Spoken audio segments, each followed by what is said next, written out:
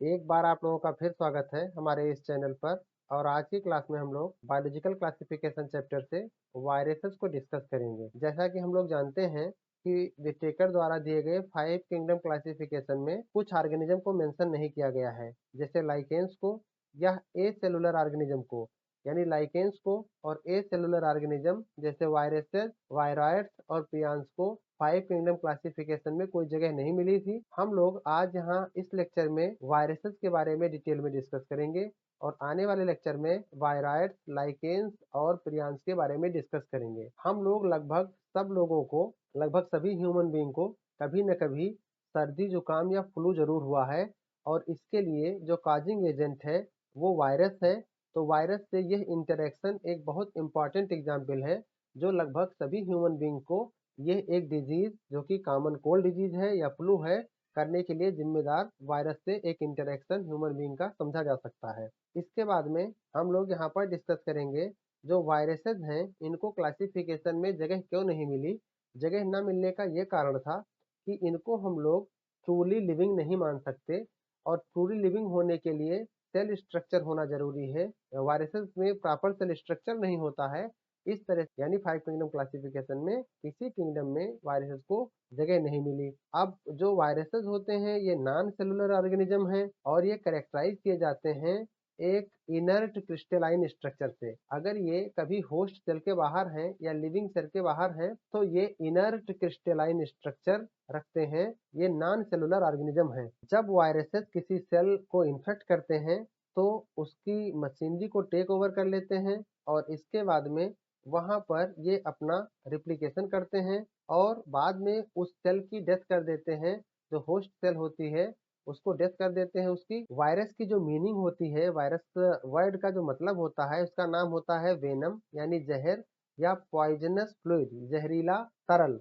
और जो Dmitry Ivanovsky थे सबसे पहले उन्होंने 1892 1892 में रिकॉग्नाइज किया कि ये कुछ ऐसे एजेंट हैं, माइक्रोब्स हैं या कॉजल ऑर्गेनिज्म है जो मोज़ेक डिजीज करते हैं टोबैको पर। तो टोबैको मोज़ेक वायरस के सबसे पहले सिम्टम्स या डिजीज करने की कंडीशन को या डिजीज करने की कैपेबिलिटी को सबसे पहले समझाया था दमित्री इवानोस्की ने 1892 में। इसके बाद में यहाँ पर जो ये वायरसेस हैं ये बैक्टीरिया से भी छोटे होते हैं और बैक्टीरिया प्रूफ फिल्टर जो होते हैं उसको क्रॉस कर जाते हैं, यानी इतने छोटे पोर साइज से निकल जाते हैं जिसमें बैक्टीरिया क्रॉस नहीं कर पाते हैं। तो बैक्टीरिया प्रूफ फिल्टर को ये क्रॉस कर जाते हैं, बैक्टीरिया से छोटे स्ट्रक्चर होते हैं। इसके बाद एम डब्ल्यू बिजरिंग 1898 में डिमॉन्स्ट्रेट करते हैं कि अगर की टोबैको मोज़ेक वायरस के डिजीज वाले लीफ से इनको अलग किया जाए और इसके बाद में किसी हेल्दी प्लांट की लीफ पर या हेल्दी प्लांट पर उनको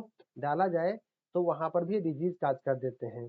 तो इस तरह से उन्होंने इनको वायरस कहा और इनका आगे कहा इस फ्लूइड को, जिस फ्लूइड को उन्होंने एक डिजीज्ड लीफ से लेकर के एक हेल्दी लीफ पर डाला था और वहां भी डिजीज आ गई थी, उस फ्लूइड को इन्होंने कहा कांटेजियम वाइबम फ्लूइडम यानी इन्फेक्शियस लिविंग फ्लूइड नाम दिया। तो विजरिंग का भी बहुत ज़्यादा इंपॉर्टेंट रोल है यहाँ पर टोबैको मोज़ेक वायरस को समझाने में। डब्ल्यू एम स्टैनले 1935 में सबसे पहले ये समझाते हैं कि वायरसेस को क्रिस्टलाइज किया जा सकता है और जो क्रिस्टल होता है वो मेनली प्रोटीन का बना हुआ होता है। वो मेनली लार्जली जो कंसिस्ट होता है वो प्रोटीन पार्ट का होता है। और अगर वायरसेस कभी सेल से बाहर है, किसी स्पेसिफिक होस्ट सेल से बाहर है, तो ये इनर्ट तौर पे रहते हैं, इनमें कोई लिविंग एक्टिविटी नहीं रहती है। वायरसेस ऑब्लिगेट पैरासाइट है क्योंकि ये कभी किसी होस्ट सेल में ही अपना मल्टीप्लिकेशन कर सकते हैं, ये सेल के बाहर कोई एक्टिविटी नहीं कर सकते। तो ये ऑब्लिगेट यानी 100% पूरी तरह से ये पैरासाइट फार्म में ही अब पाए जा सकते हैं। लिविंग कंडीशन आपको डिस्कस करनी है तो केवल ये किसी होस्ट सेल में ही उनकी लिविंग कंडीशन आप जस्टिफाई कर पाएंगे। इसके बाद में जो प्रोटीन के साथ साथ वायरसेस के अंदर जेनेटिक मटेरियल भी होता है और जेनेटिक मटेरियल या तो आरएनए का बना हुआ होता है या डीएनए का बना हुआ होता है। कोई ऐसा वायरस नहीं होता है जिसमें दोनों जेनेटिक मटेरियल हो, यानी आरएनए और डीएनए दोनों साथ-साथ पाया जाए, तो किसी वायरस में या तो डीएनए होगा या आरएनए होगा।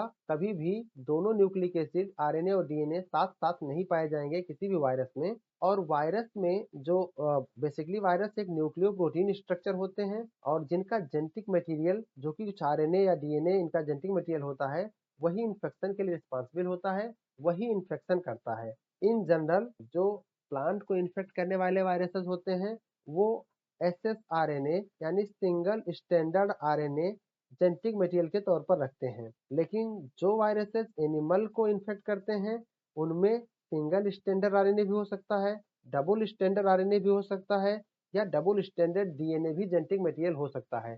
तो जो एनिमल को इन्फेक्ट करने वाले वायरस हैं, उनका जेनेटिक मटेरियल ज़्यादा डाइवर्स आप समझ सकते हैं वहाँ पर।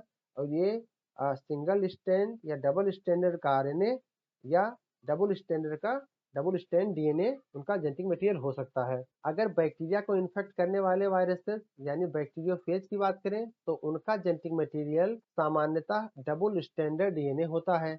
और जो प्रोटीन कोड होती है वायरस के ऊपर, कवरिंग प्रोटीन कोड होती है, उसको हम लोग कैस्पिड नाम से जानते हैं, उसे कैस्पिड कहते हैं।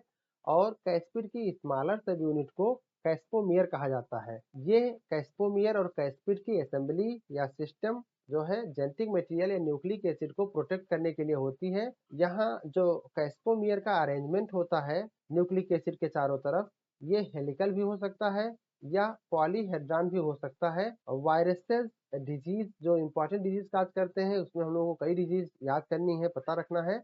लेकिन यहाँ पर जो मम्प्स है, स्मॉल पॉक्स है, हर्पीज है और इन्फ्लुएंजा, ये कुछ कॉमन डिजीज हैं जो वायरस द्वारा किए जाते हैं। जो एड्स यानी एचआईवी वायरस है, ये एक वायरस है जो ह्यूमन में एड्स काज करता है। और प्लांट्स में कई ऐसे वायरल डिजीज के सिम्टम देखे जाते हैं जो वायरस के इन्फेक्शन के कारण होते हैं। वो सिम्टम्स भी हम लोगों को यहाँ एनसीईआरटी में दिया गया है, तो याद करना है। जैसे mosaic formation, leaf rolling, curling leaf की या एलोइंग और वेन क्लियरिंग और डार्कनिंग के साथ में यहाँ पर स्टेम ग्रोथ। तो ये सब सिम्टम्स आते हैं वायरस के इन्फेक्शन के कारण प्लांट्स में भी। तो ये हम लोगों को ये भी याद रखना है। हम लोग यहाँ पर स्ट्रक्चर देख रहे हैं जो एनसीईआरटी बुक में दिया गया है वायरस का स्ट्रक्चर। पहला structure tobacco mosaic virus TMV virus का है। यहाँ पर आप देख सकते हैं इसका जेनेटिक मटेरियल आरएनए है और जेनेटिक मटेरियल को कवर करता है कैस्पिड यानी प्रोटीन स्ट्रक्चर। और कैस्पिड में यहाँ पर आप उनके सब यूनिट कैस्पोमियर को भी देख सकते हैं। यहाँ पर एक बैक्टीरियोफेज यानी बैक्टीरिया को इन्फेक्ट करने वाला वायरस भी डिस्कस किया गया है। और इस वायरस का स्ट्रक्चर थोड़ा सा कॉम्प्लिकेटेड है। इसका यहाँ आप हेड स्ट्रक्चर देख सकते हैं, कॉलर स्ट्रक्चर देख सकते हैं और कॉलर के बाद में शीथ पार्ट यहाँ पर और यहाँ पर टेल फाइबर देख सकते हैं। तो इनके स्ट्रक्चर पर भी क्वेश्चन आ सकता है, इसको भी आपको ध्यान में रखना है। Thanks for watching. हम लोग मिलते हैं नेक्स्ट लेक्चर में।